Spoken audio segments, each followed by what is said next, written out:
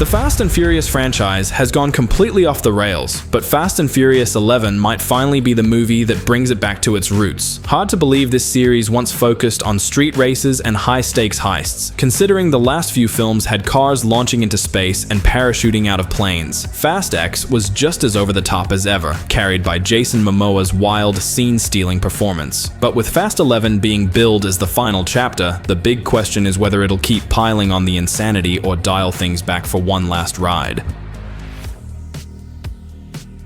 Vin Diesel has hinted that this finale could be different, calling it an American road trip and teasing some unexpected artistic touches. Fast 11 is the second half of the franchise's big two-part ending, picking up right where Fast X left off. That movie introduced Momoa's Dante as the new villain and wrapped on a huge cliffhanger, making the sequel feel like a direct continuation rather than a fresh start.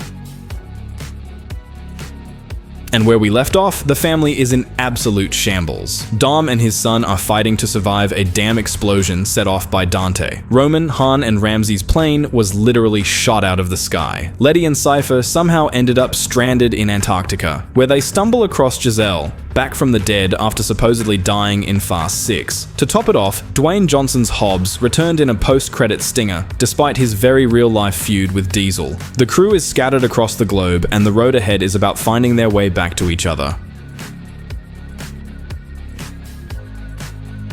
That setup makes the road trip angle actually make sense. Instead of everyone just showing up at the same barbecue, we might see the family taking different paths, traveling through new locations, and eventually colliding again in one final, massive reunion. That means plenty of car chases, wild stunts, and the kind of ridiculous action the series is known for. But it also gives room for the story to breathe, moments where Dom works to pull his fractured team back together before one last showdown. Even though Fast 11 has been hyped up as the grand finale, Vin Diesel clearly isn't ready to let go just yet. He's already talking about stretching the saga into at least 3 more films, and recently dropped some big updates about what's next, including Dwayne Johnson's return as Luke Hobbs and the long-term vision for these so-called final chapters.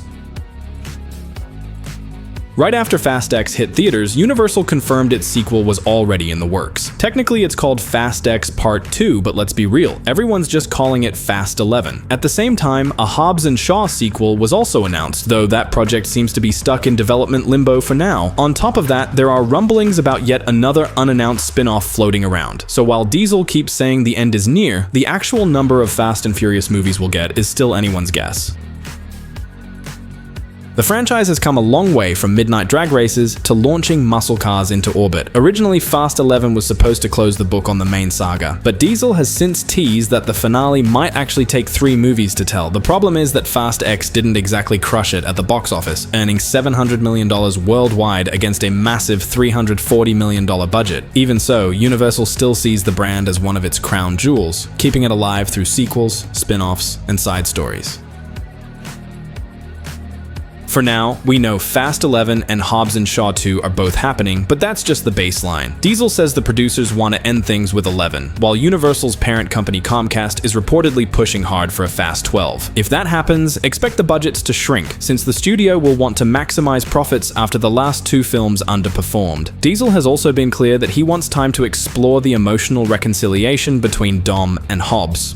Something that feels tough to squeeze into a single movie. Factor in Hobbs Shaw 2, and it's pretty likely we'll see at least 3 more Fast Saga projects before this ride finally ends. And in a surprising twist, the rumored budget cuts might actually push the films back toward their roots, with a stronger focus on street racing, custom cars, and practical stunts instead of billion-dollar spectacle. Production on Fast 11 is already underway, and Diesel has been hyping it up with behind-the-scenes photos. One recent shot featured a drift sequence, strongly hinting that real stunt driving will play a big role this time. After years of increasingly cartoonish CGI madness, Diesel seems determined to bring the series back to where it all started, on the streets. Fast X left the story hanging with way too many cliffhangers to ignore. Dom and his son were last seen escaping a dam explosion, Roman's crew had their plane shot out of the sky, and Letty got rescued by the surprise return of Giselle. With so many threads dangling, Fast 11 pretty much has to pick up right where the last movie ended, which means we're not jumping straight into a stripped-down street racing story anytime soon. And honestly, Toretto's crew hasn't been just street racers for a long time now. They're basically global operatives running impossible missions. Going back to basics sounds amazing in theory, but the plot has gotten so tangled that tossing in a sunset drag race won't cut it. If the filmmakers really want to recapture the magic of the early days, racing has to actually matter again. It needs stakes. In recent films, the races have mostly been throwbacks or flashy setups, like Dante's street race in Fast X, which was more about proving how brutal he is than anything meaningful to the story.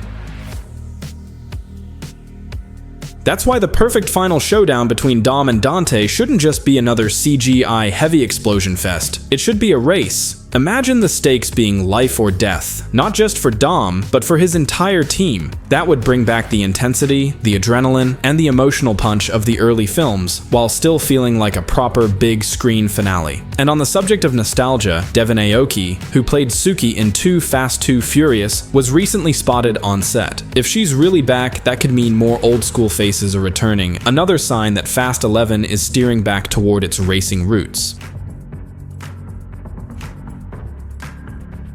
This could also open the door for characters like Letty, Han, Giselle, and Roman to each get their own race, giving them a proper send-off. Meanwhile, Hobbs and Shaw could stick to the heavy action sequences, since racing was never really their thing. But the truth is, nothing about the finale is set in stone yet. Plans are shifting constantly, not just for the main saga, but for the spin-offs too. After Hobbs and Shaw pulled in over $750 million worldwide, Universal was quick to greenlight a sequel. Back in 2019, producer Hiram Garcia even confirmed negotiations had started, but that sequel stalled out, mostly because Dwayne Johnson and Jason Statham have been booked solid with other franchises. Then Universal announced a standalone Hobbs movie to bridge the gap between Fast X and 11, with Dante threatening Hobbs in the post-credit scene as setup.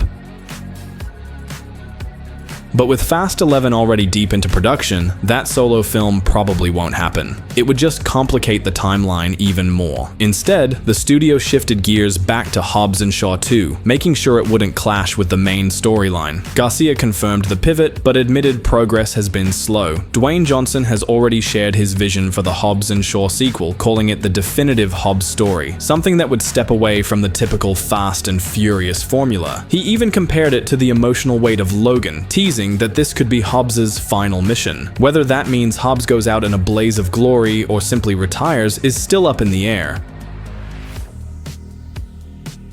We also can't forget about the female-led spin-off that was announced years ago, along with possible solo films for other characters. News has been quiet, but that doesn't mean these projects are completely shelved. In fact, it looks more and more likely that Universal and Vin Diesel will agree to split the finale into 2 films instead of just 1. That would give them the space to bring back nearly every major character in the franchise's history, and of course, give Diesel another chance to introduce a massive new villain. Jason Momoa was a great addition in Fast X, but imagine if they actually locked down Keanu Reeves. He's been rumored for years, and since he's never denied it outright, the door's still open for him to step in. Then there's Brian. Vin Diesel has never shied away from teasing some kind of return for Paul Walker's character. Even though Brian's been kept in the background, he's still a vital presence in the story. Whether it's Dom naming his son after him or those little nods to his Skyline GTR, with the saga winding down, it feels almost inevitable that Brian will play a bigger role in the ending. Thanks to today's tech, deepfakes, face swapping, AI, it's possible to bring him back, as the franchise has already shown before. But it's a tricky move. Hollywood's track record with digitally resurrecting actors is hit or miss, and when it looks off, the backlash is brutal. If Universal does decide to bring Brian front and center, they'll have to handle it with extreme care.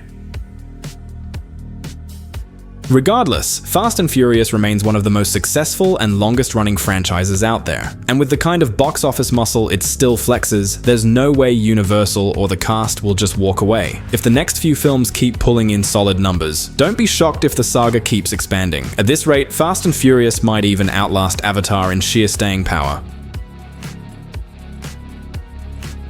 That said, the street racing DNA of the franchise can't be ignored. It's still part of the formula, even if it doesn't drive the story like it used to. Fast X did include a street race, but it was loaded with gadgets and bombs to the point where it lost that grounded vibe. These films have started to feel more like superhero movies, but a road trip approach could change that, bringing the focus back to cars, highways, and the thrill of racing instead of planes, tanks, and space travel. Because let's be real, as fun as the massive action set pieces are, the series is at its best when it's stripped down. Just two drivers on the line, winner takes all. That kind of intensity gets lost when someone cheats, or when the race turns into a tech-fueled spectacle that feels more like Rocket League. A road trip could set the stage for Fast 11 to be something more raw and grounded, reconnecting with the franchise's street racing roots instead of leaning further into the soap opera chaos it's become.